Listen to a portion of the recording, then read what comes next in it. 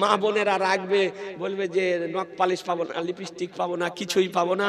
হ্যাঁ মা, একটা জিনিস পাবে, সেটা কি? মেহেন্দি ব্যবহার করতে পাবে। হাতে পায়ে মায়েরা কি পাবে? মেহেন্দি ব্যবহার করতে পাবে। মেহেন্দি ব্যবহার করা যায়, সেটা গাছের পাতা বেটা হোক বা বাজারে কিনে হোক, মা বোনদের জন্য মেহেন্দি ব্যবহার করা হাতে পায়ে এটা যায়। 12 মাস ব্যবহার করেন মা, আপনাদের জন্য যায়। তালুতে দিয়ে যদি জান্না ভরে কহিনা পর্যন্ত দেন, কোনো অসুবিধা নাই। কিন্তু তাই বলে লিপস্টিক ব্যবহার করিয়েন না, আর ঠোঁট পালিশ ব্যবহার করিয়েন না, নখ পালিশ। হ্যাঁ, মা বোনেরা মেহেন্দি ব্যবহার করতে পাবে, কিন্তু কোন পুরুষ মেহেন্দি ব্যবহার করতে পাবে না। কোন পুরুষ পাবে না, এমনকি বিয়ের দিনও পাবে না। হাতের তালুতে পুরুষদের মেহেন্দি ব্যবহার করা যাবে না। পুরুষের জন্য পুরুষ নিজেই অলংকার, পুরুষ নিজেই সোনা, এর জন্য অলংকারের দরকার নাই, এর জন্য আপনার মেহেন্দি লাগানোর দরকার নেই, এর জন্য আপনার মালা পরিধান করার দরকার নেই। মনে থাকবে না? এ বেরাদার, আর বিরক্ত করব না। কই গো বক্তা, কই? কখন চলে এসেছো? আলহামদুলিল্লাহ। মেহেন্দি শোনেন, লাস্ট মশলা তাহলে বলি দি।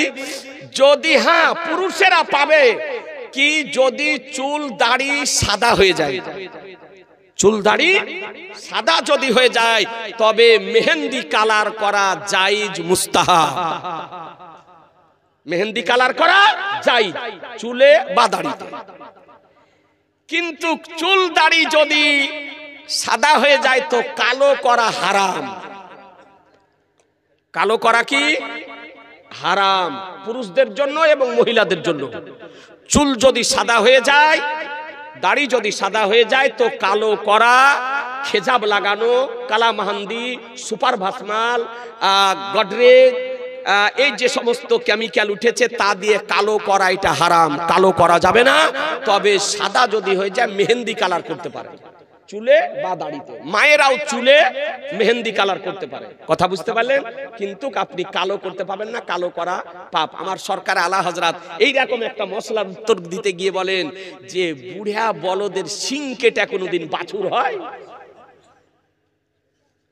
যদি বয়স্ক হয়ে যায় গরু, তো আর শিং কাটলে কোনোদিন বাছুর হবে? বাছুর কোনোদিনই হবে না, ও বৃদ্ধ বৃদ্ধই থাকবে। তো এইরকম আপনার এই কালো খেজাব আপনার করা জায়েজ নয়, এটা হারাম, কেউ করবেন না। যা হোক ব্রাদার আর ইসলাম, আহলুস সুন্নাত ওয়াল জামাতের উপর কায়েম থাকবেন। আর যত রকমের নতুন নতুন নাম শুনছেন দলের, এই সমস্ত দলের পাঞ্জাবি দেখা, পায়জামা দেখা, টুপি দেখা, তসবি দেখা, হাঁড়ি দেখা, ঘটি দেখা, গ্যাস সিলিন্ডার দেখা ভুলবেন না। সুন্নি জামাতের উপর কায়েম থাকবে, তাদের কাছ থেকে নিজেরা দূরে থাকবেন, নিজেদের কাছ থেকে তাদেরকে দূরে রাখবেন। বলুন ইনশাআল্লাহ, জোরে বলুন ইনশাআল্লাহ। ওয়া মা আলাইনা ইল্লাল বালাগ। আস্তাগ